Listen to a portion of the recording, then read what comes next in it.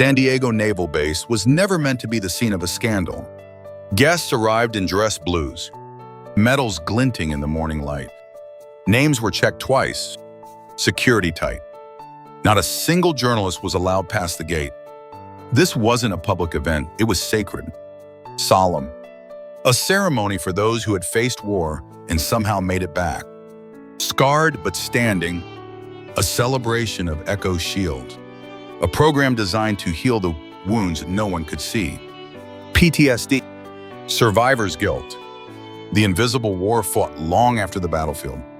The folding chairs were set in a perfect military precision, row after row under the heavy silence of a flapping flag. Families huddled close in neat clothes, children clasping small American flags, while officers stood shoulder to shoulder, polished and unreadable.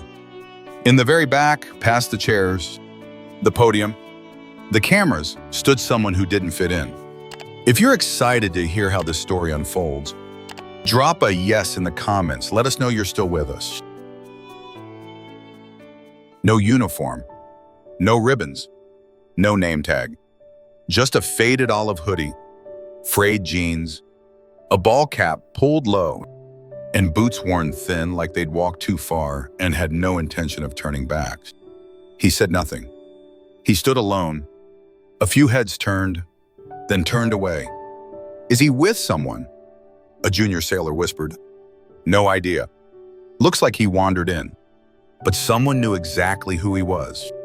Keanu Reeves said nothing. He wasn't on the guest list. That was intentional. He hadn't come to be seen. He hadn't come for applause or thanks or to deliver a speech. He was there for one person, Marcus J. Dalton, 24 years old, Navy SEAL recruit, and the day's final speaker. 2 years ago, Marcus had stood alone on a rooftop, a bottle of pills in one hand. A voicemail to his mother was never sent. He was seconds away from vanishing, from becoming another folded flag in solemn ceremony, until someone showed up. Not a therapist, not a chaplain, just a man, KR. The initials Marcus gave when he finally shared the story.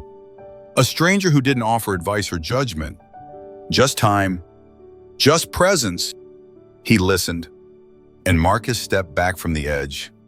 Now he was clean, clear-eyed, focused, alive. And today, he spoke those words out loud for the first time. As Keanu stood at the back of the crowd, silent and still, he already knew how this would go. He didn't belong here, not by their standards. He didn't look like someone who'd earned a place in the crowd of medals and stripes. A sharp voice sliced through the quiet. Excuse me. Before we jump into the next part of the story, let us know where you're tuning in from by dropping a comment. We love connecting with viewers from all around the world. A man in a crisp black uniform approached, clipboard in hand, sunglasses hiding any trace of warmth. His steps were precise, his voice colder than protocol required. Petty Officer Raymond Knox. This area is restricted to participants and authorized guests. Keanu looked at him, said nothing. Knox stepped closer, irritated now. Final warning. Then, without ceremony, without shame, Knox raised his water bottle and tipped it over Keanu's shoulder. Ice water spilled down his back, drenching the faded hoodie, clinking against the plastic as it ran. A stunned hush fell over the crowd. No one moved. Keanu blinked. That was all. The flag snapped behind him, catching a gust of wind, rising high and proud.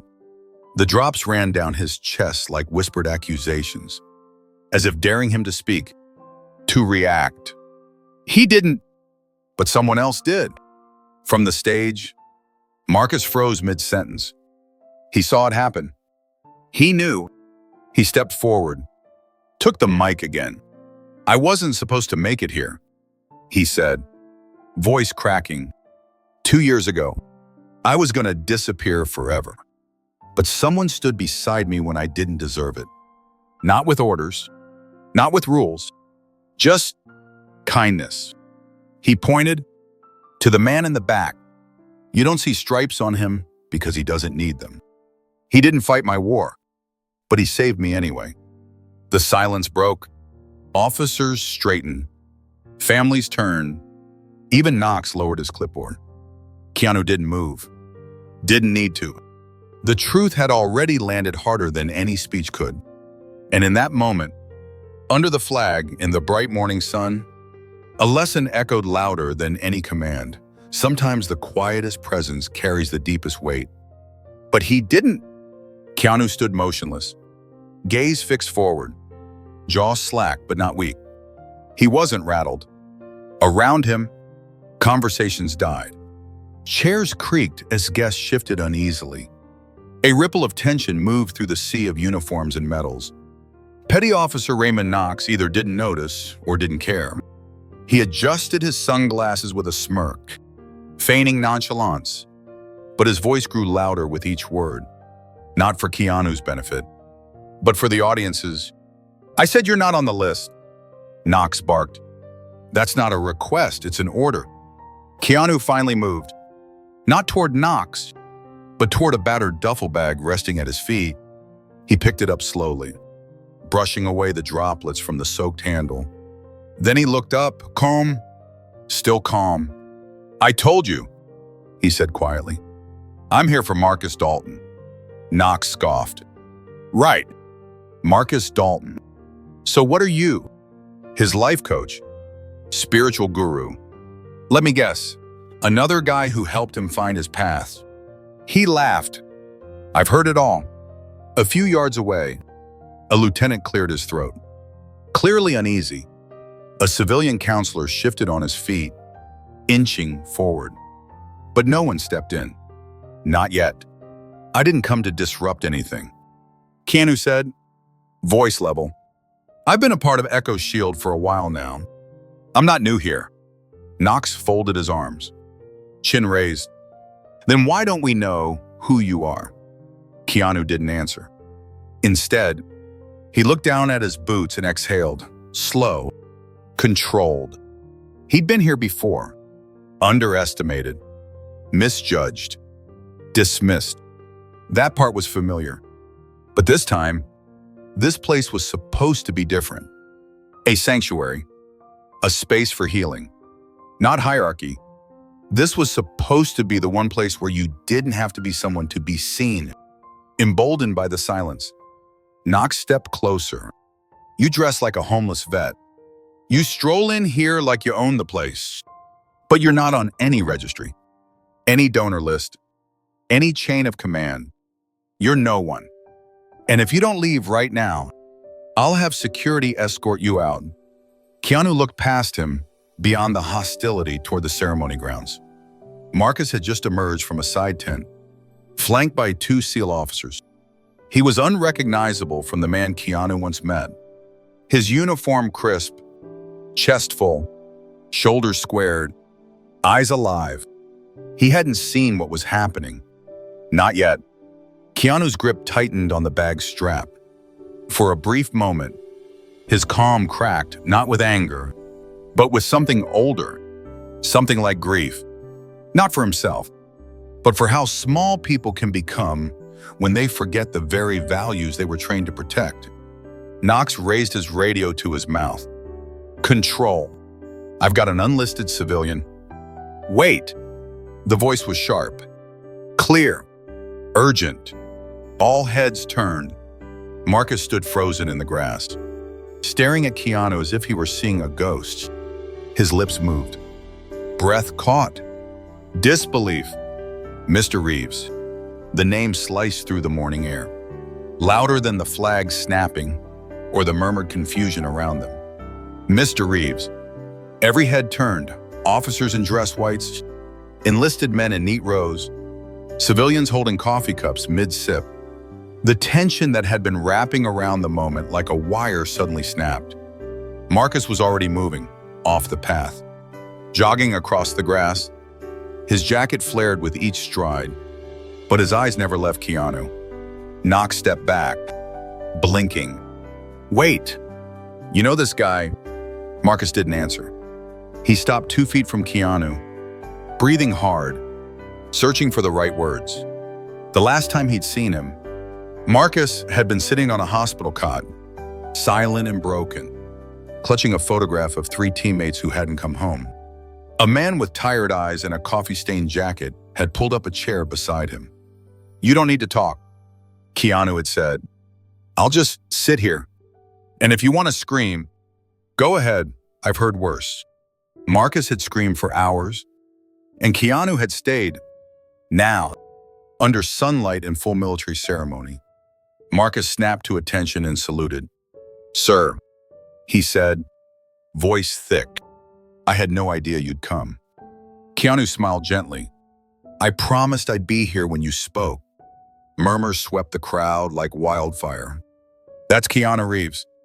"No way, Keanu Reeves. What the hell is he doing here?" Knox's face paled. His hand dropped from the radio. The puffed-up posture wilted. "Wait, Keanu Reeves. Like John Wick." But Marcus wasn't done. He turned to the crowd, voice shaking. Then steady. "This man," he said, "sat with me 5 nights in a row. He didn't have to. He never once asked for thanks. He never made it about him. He just stayed when no one else could." The silence was no longer awkward.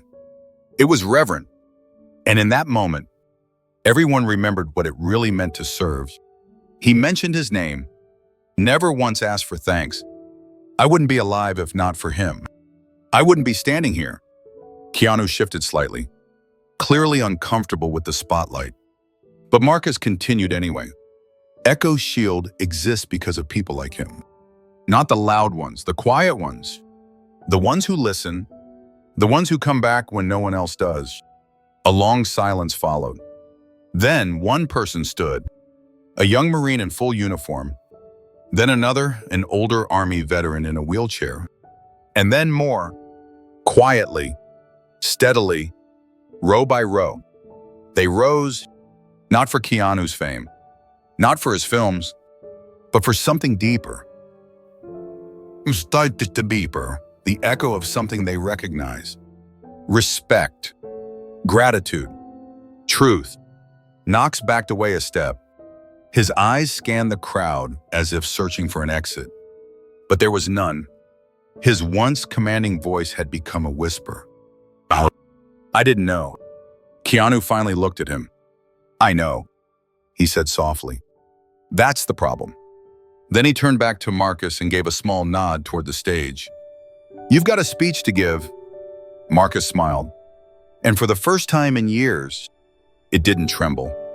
The podium stood under a white canopy at the heart of the base, flanked by 2 flags, the Stars and Stripes and the Navy SEAL Trident. The crowd had resettled in their seats, but the atmosphere had shifted.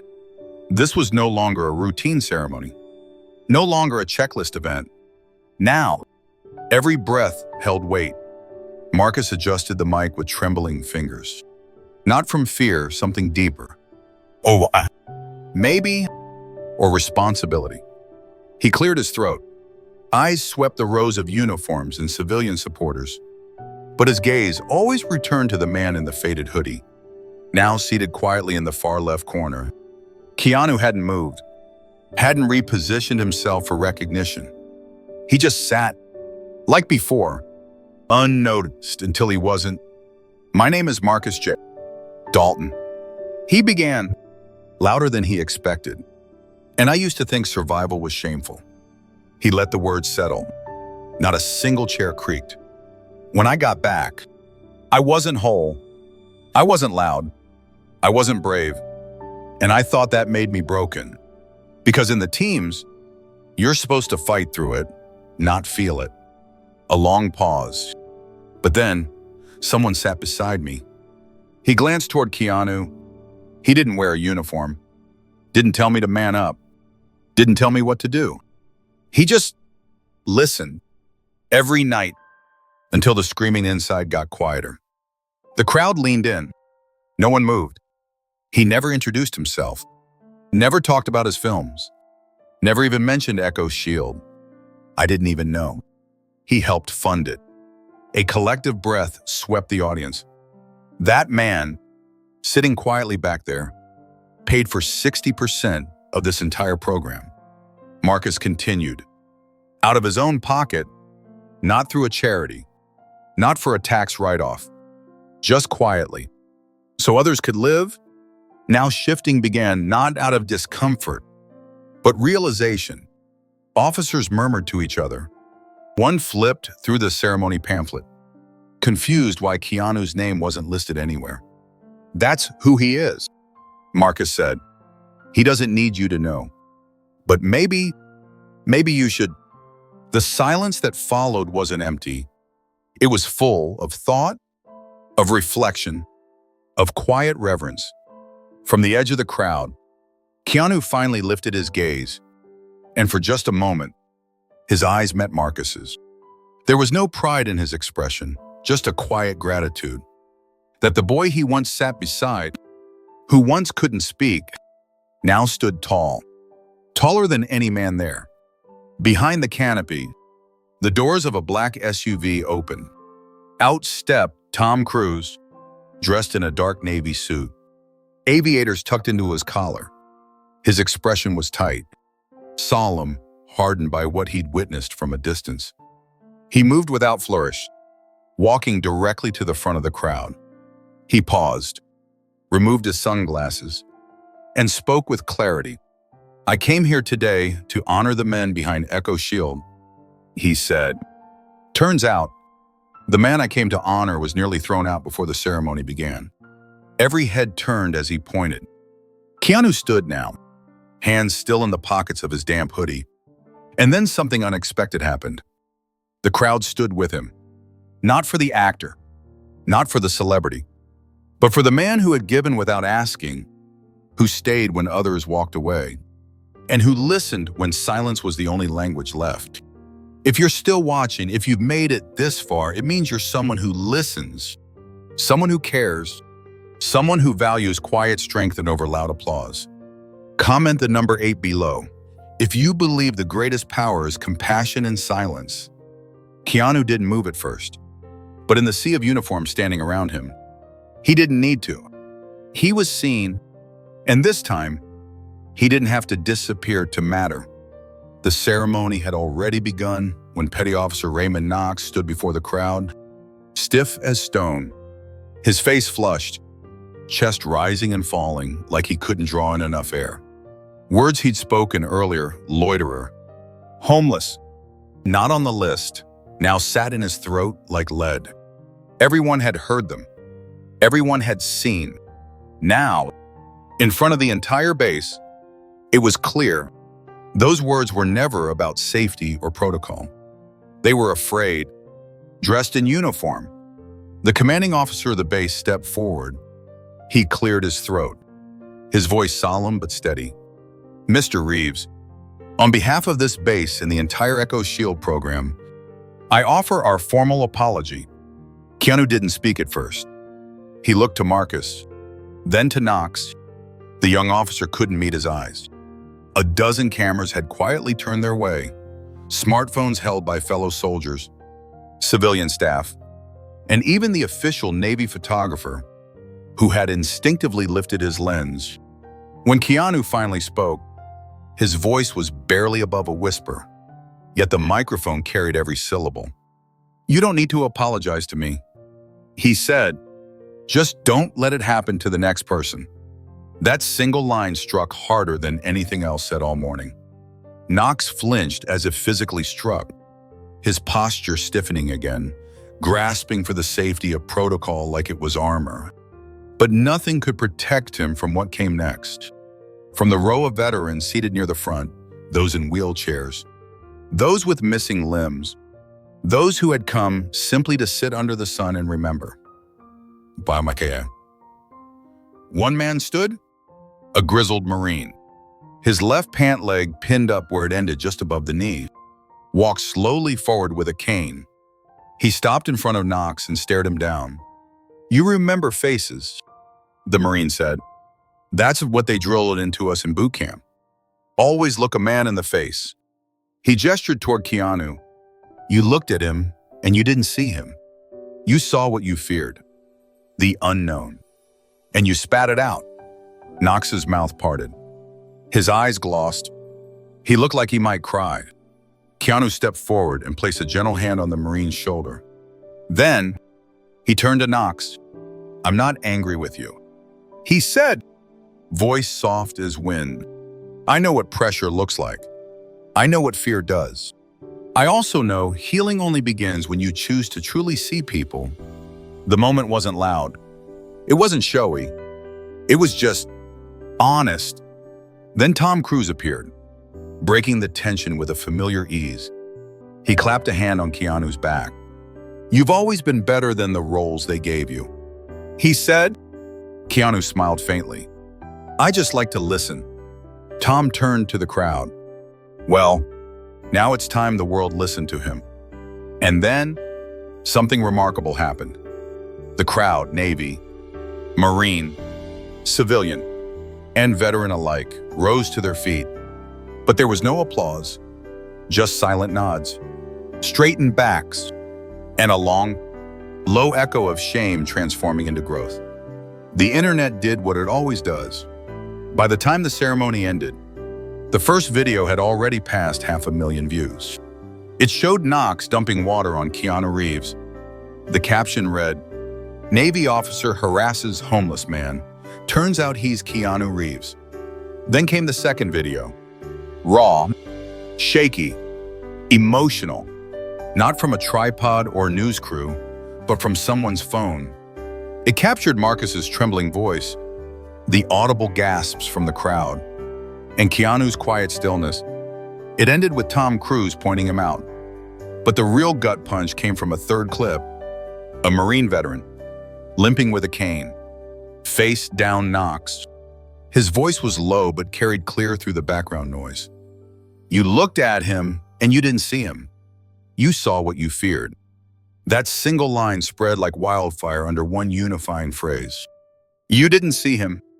Within hours, the hashtag exploded.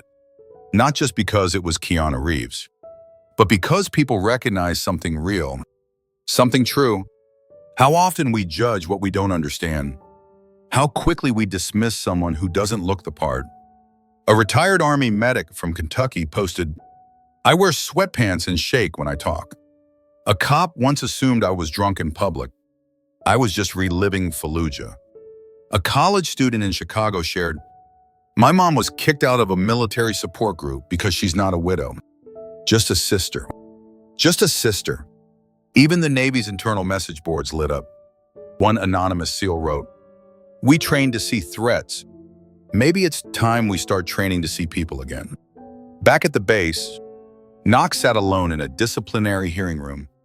His uniform jacket was folded beside him. His eyes were red. There were no lawyers, no PR team, just a table, a printed report, and regret. A senior officer stood across from him, holding a single still frame printed from the second video. It showed the moment Keanu reached out to place his hand on the Marine's shoulder. The officer tapped the image. "You didn't just fail a protocol today. Petty officer," he said. "You failed to see the man right in front of you." Knox lowered his head. And for the first time all day, he truly saw. The image sat between them, a still frame from the video. A man in a hoodie, his hand on a veteran's shoulder. The moment humility met dignity, the senior officer tapped it gently and spoke. "You know what makes this worse, son?" Knox looked up, hollowed, exhausted. "Everything." "No," the officer said evenly. "That you never asked who he was. You assumed, and the Navy doesn't run on assumptions. We run on respect." Across the compound, in the quiet wing of Echo Shield's Recovery Center, Keanu Reeves sat with Marcus and a few other veterans. No cameras, no speeches, no press, just a man among others. Listening, he handed out socks, journals, a duffel bag filled with new headphones. Nothing flashy, just small things he wished someone had given his friends years ago.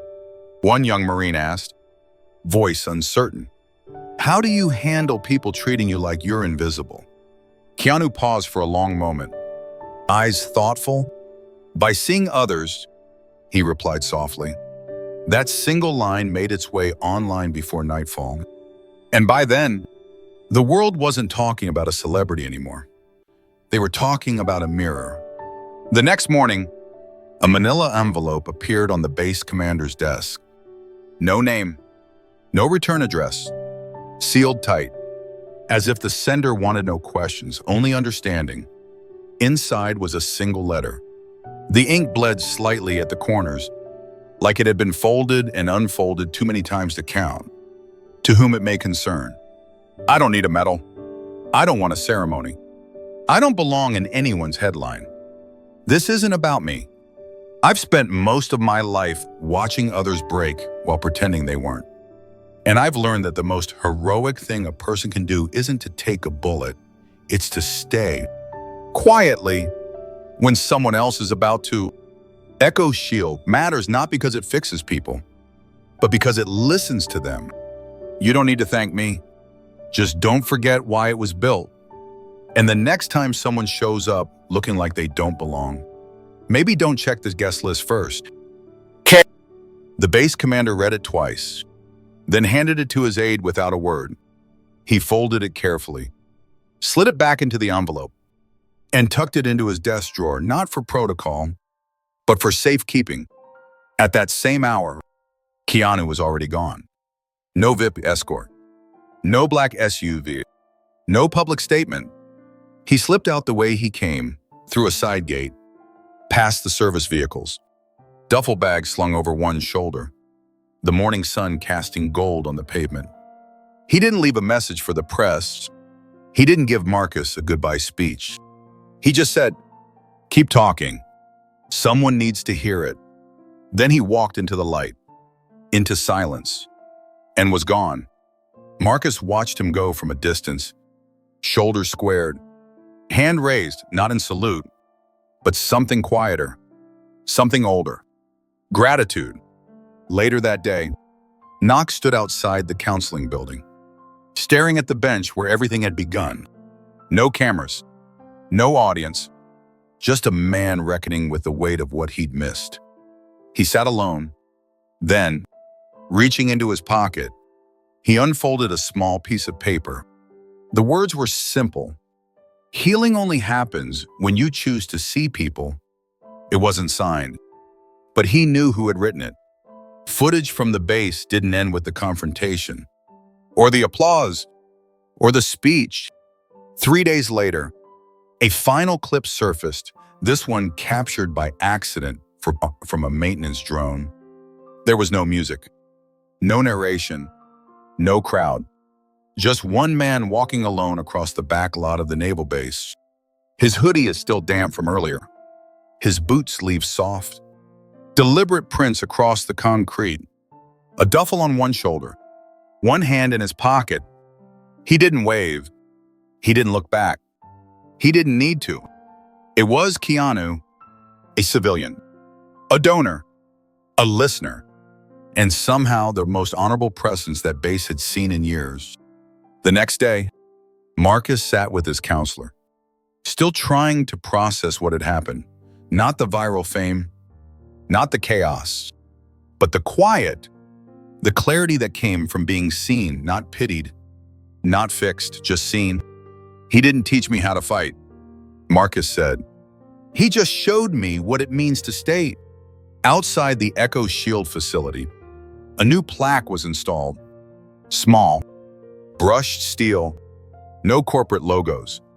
Dedicated to those who stay when it's hardest. Anonymous. But by now, the truth was out. Everyone knew who had made it possible. And yet, when a national news outlet requested a comment, Keanu's response was short. It's not my story. It's theirs. Across the country, something shifted. People began posting photos of quiet helpers, retired neighbors mowing lawns for widows, volunteers sitting silently with grieving parents, strangers leaving water bottles in the desert for migrants. Each post carried the same quiet caption. You didn't see him. The movement was no longer about Keanu. It was about us, the people we walk past.